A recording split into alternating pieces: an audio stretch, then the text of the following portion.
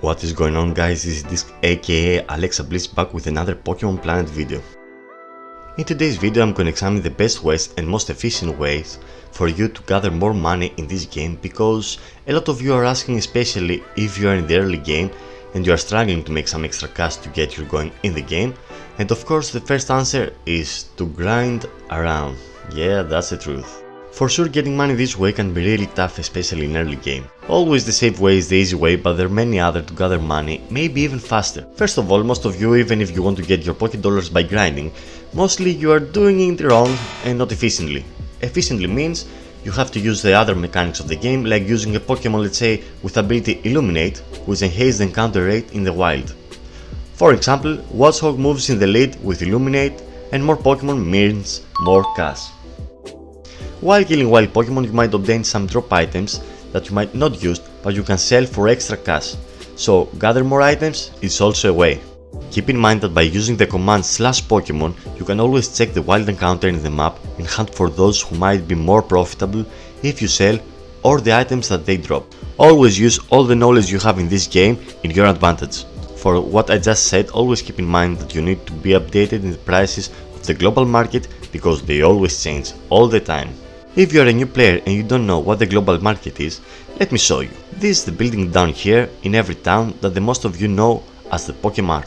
Let us enter in, and as you can see, if you talk to the shopkeeper, you get the option to buy items for the gameplay, and the second option is the global market. I have already listed some of my Pokemon that I don't use, and instead of releasing, I price them with the way I'm going to show you, with the possibility to bring me some money. And of course, always you can remove this list and re-enter it whenever you like, and the price you want to, simple as that. If you don't know, the removed Pokemon will be sent to the inventory in the item box. So remove if it's not selling and release for a bit less of a price. With this way you can still have a profit most of the times. Always check out the option of the top left of the window, like auctions. If I choose auction and then choose Pokemon, I can start the process of bidding to other people's auction Pokemon, or even auction mine. For example, this Doduo, which is a modest nature and it's not useful, but it's cheap, we can bid for that and maybe resell it for a price of 1k, let's say, so that will make me a profit of 400 Poké Dollars. It's still a win. So yes, I'm choosing it. Okay, I see, I check it out, I set my price for the bid and I wait. Of course, never forget the price in the global market can change day by day or during the day, so research is the key in this method. To stay updated, you can also check the trade chat and ask for price checks and prices other players sell or buy. Let's make an example of research with this Pikachu, which has a good nature and ability, but his IVs are not the great. So checking for Pikachu timid in marketplace, and as you can see, we found some various prices, and our goal is to determine our best option to hit the market and sell our Pikachu. Keep in mind that you basically don't care if this Pokemon sells or not, because you are not using it at all. Except Pokemon, you can do the same with holding items or TMs, etc, etc. Let's see in action what does this mean. Let's for example take this light ball, which if you don't know is a held item that power up Pikachu's attack. Basically it's not something useful, but a lot of players using it. So price checking and determine what is best for us, not too high and not too low, but lower than the others. The same goes for the TMs, other items.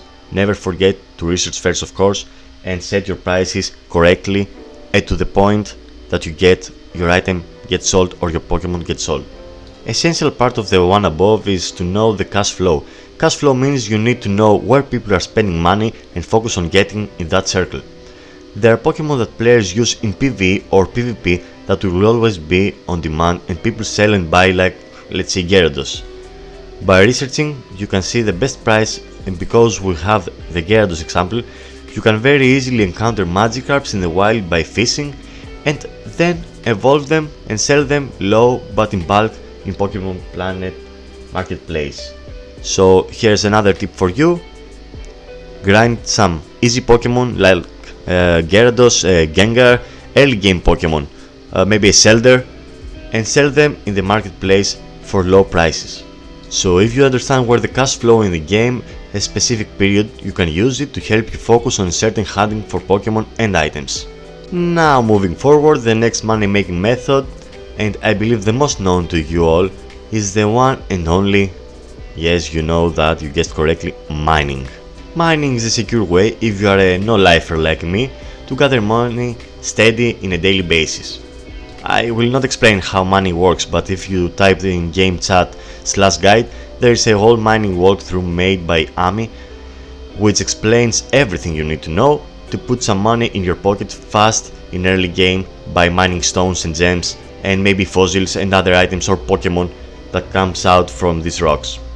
Moving next, most of you including me want to also get some EXP while money is the main focus, and that can be done by rebattling NPC trainers on every region. After doing that, of course you earn money from the victory and you can rebattle the trainer in 24 hours. So every day you know that you can have a certain income plus EXP. I know that might sound common sense to some of you, but hitting spots that can combine various methods of the previous such as grinding and mining can make your gameplay less boring, because sometimes it's boring, it's very boring sometimes, that it often gets, and won't slow down your money making process. Always give yourself some rest or a chance to boost your will to do all this again. Almost finishing this video, and the basic rule in Pokemon Planet and the easy money making methods is always and always buy low and sell high. Never forget that, and never consider some Pokemon or items trash. Everything is profitable with the right way. There is one last method that I saved it for last because not many of you will go that way, but this method is daycaring. Daycare is a method that you can offer as a service to other players, that basically some pays you to level up his Pokemon or EV train it. A useful tool for this is PPO Buddy, online platform which helps you set your price per, let's say, 1 million EXP and see which price is convenient for your service to sell to others. So that was it guys, some ways to get your money flow and grow from early game, and if I helped you, please consider hitting the subscribe button if you haven't already, and also the notification bell for more Pokemon Planet content. Also, I'm open to your suggestions in the comments on how to make more money in Pokemon Planet. So guys, I will see you online in Pokemon Planet. Take care.